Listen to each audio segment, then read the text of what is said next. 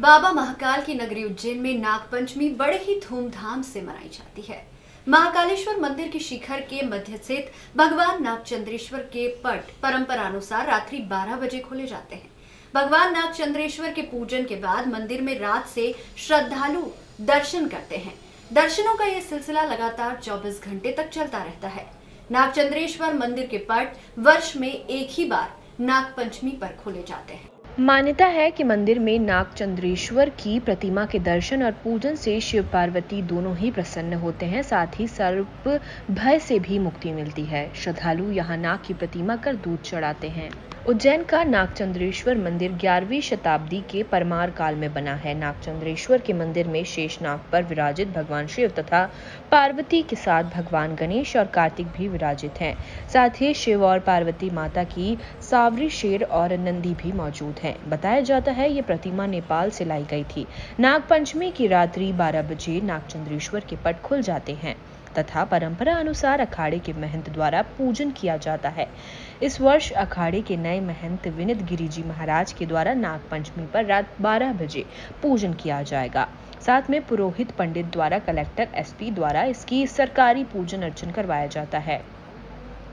इसके बाद से ही सभी गेट श्रद्धालुओं के दर्शन के लिए खोल दिए जाते हैं, जो सतत 24 घंटे के लिए पट खुले रहते हैं। भगवान महाकाल के दरबार में स्थित नागचंद्रेश्वर का मंदिर वर्ष में केवल एक ही बार खुलता है। नागपंचमी पर खुलने वाले इस मंदिर में दर्शन के लिए श्रद्धालु लाखों की संख्या में दर्शन करने देश विदेश से पहुंचते हैं। कोरोना काल में पहली बार सिर्फ LED के माध्यम से नागचंद्रेश्वर के दर्शन श्रद्धालुओं को कराए जाएंगे।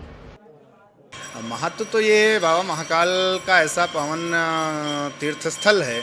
यहाँ के तो कण कण में जर्रे जर्रे में उनकी सत्ता समाहित है और ये तो अनादिकाल से परंपरा चली आ रही है कि वर्ष में एक बार वो पट खोले जाते हैं।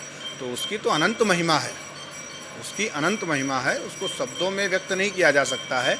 लेकिन जहाँ तक हमने संतों से सुना है, जो भी भक्त भगवान नागचंद्रेश्वर का दर्शन करता है, उनका पूजन अर्चन करता है, तो उसके जीवन की समस्त बाधाएं समाप्त हो जाती हैं और उसकी जो भी मनोकामना होती है, सात्विक मनोकामना होती है, जनहित में जो मनोकामना होती है, वो निश्चित रूप से बाबा नागचंद्रेश्वर पूर्ण करते हैं और किसी भी तरीके का दोष इत्यादि जो होता है वो भी दर्शन मात्र से समाप्त होता है। ऐसी हमारे संतों की मान्यता है। जैसा कि मैंने सुना कि इस मंदिर की स्थापना राजा भोज ने 1050 में यानी कि 11वीं शताब्दी में कराया था।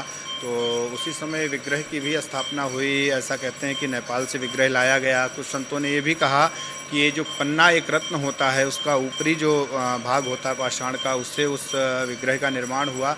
आदि आदि बहुत सारी बातें सुनने में आती हैं। लेकिन मूल रूप से भगवान का जो विग्रह है ये सर्वपूज्य है, सर्वमान्य है और पूरे विश्व में मात्र एक ही ऐसा स्थान है जहाँ पर इस तरह का विग्रह स्थापित है, जहाँ पर भगवान शिव का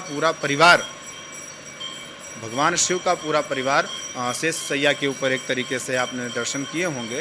तो अपने आप में बहुत ही अद्भुत और चमत्कारिक विग्रह ये माना जाता है। तो इसलिए सभी श्रद्धालुओं से मेरा निवेदन है, अपने स्वास्थ्य का ध्यान रखते हुए अपनी परंपराओं को भी हमें जीवित रखना है और अपने समाज को भी सुरक्षित रखना है। इसलिए सभी श्रद्धालुओं से मेरा यही निवेदन है कि जो भी श्रद्धालु यहाँ आकर के दर्शन करना चाहते हैं तो वो भी LED के माध्यम से दर्शन करें। लेकिन जो भी केंद्र सरकार ने गाइडलाइंस जारी की हैं कोविड से बचाव के लिए, उनका पालन करते हुए उस चीज़ को हमें नहीं भूलना है। मास्क का प्रयोग हमें अवश्य करना है। अपने आप को हमें इस कोविड से सुरक्षित रखना है। बाकी बाबा कृपा करेंगे। आप सब लोग स्वस्थ रहें, व्यस्त रहें, मस्त रहें और ज़बरदस्त रहें।